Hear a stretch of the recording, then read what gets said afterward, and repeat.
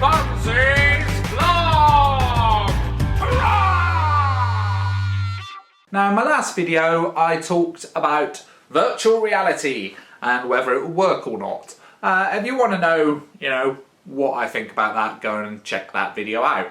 But forget about whether it will work or not. Let's pretend it does work. This new virtual reality, these systems that are coming out this year for PlayStation 4, for Microsoft, for mobile phones, blah, blah, blah. Some have already come out, some are coming out, September, October. When they do come out, what sort of games would be great to play virtual reality? They've already shown that there's a few coming out. There's a few shooting games coming out, virtual reality, and I know they're planning on a sort of Star Wars, Starfighter type game.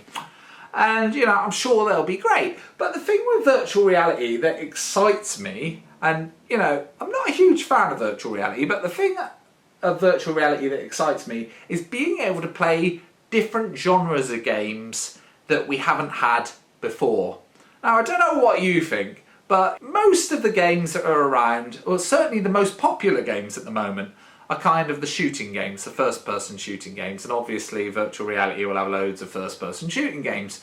But do I want to play those in virtual reality? Do I really want to feel like I'm being shot at?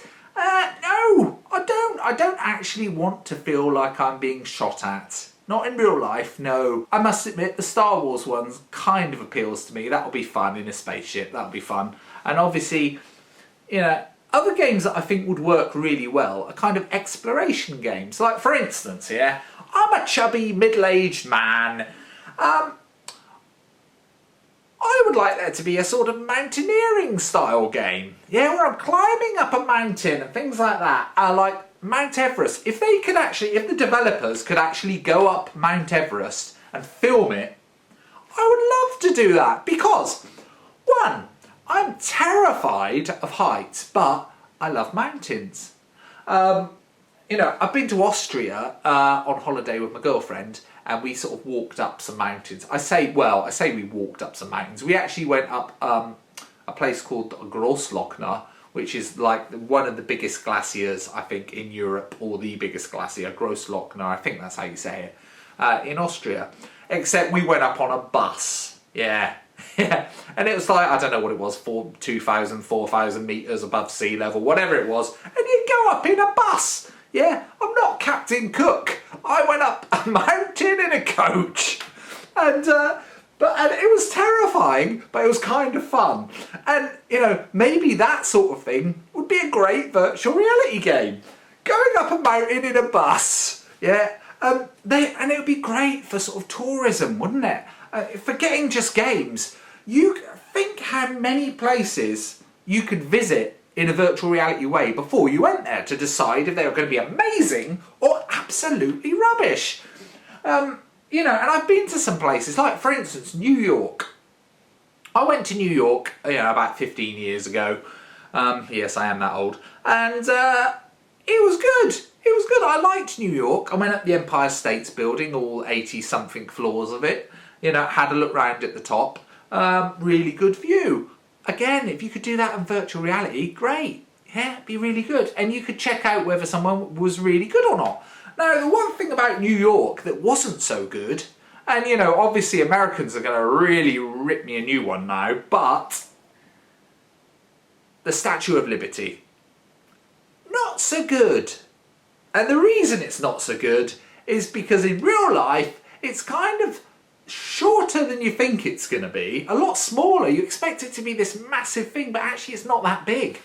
Because in films, obviously, whenever they show it in a Hollywood film, it's done from a helicopter, so the helicopter's flying really high up and it's going around the head. And for some reason it makes it look a lot bigger than it actually is, but when you see it from boat level, it's really small and kind of disappointing.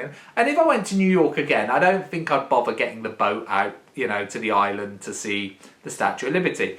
But again, it could save you money. Virtual reality, going out on the boat, and this is something developers could, really cash in on. Tourism, because it would save you so much time if you could do the tour before you went there. And I suppose some people would argue, but if you did it before you went there, you wouldn't want to do it. But actually, however good virtual reality is, I don't think it's ever going to be as good, or certainly for the next 100 years, It's never going to be as good as visiting the place, but it would give you an idea and it would save you money on crap holidays. So yeah, I think for tourism, virtual reality would be brilliant. For other games, the thing that excites me about virtual reality is sort of jobs. Being able to try out jobs that I will never ever do. Like, for instance, what's it like to be a vet? I'm not a vet. Yeah, I love animals. Yeah, I love animals. I never want to cut one up, you know, and do operations on it. There are some sick people that probably would. A vet game. Yeah, a vet game. Marvellous. You can be a vet for the day. You know, that would work really well. Other jobs that would work really well. Working in Gordon Ramsay's restaurant. Yeah. Imagine a Gordon Ramsay game. And there was actually, I think, a Hell's Kitchen game on the Wii. Seriously, I think they actually released Hell's Kitchen for the Wii. Anyway, imagine playing that in virtual reality. Having Gordo there, just screaming in your face, do that sushi quicker, you effing effer.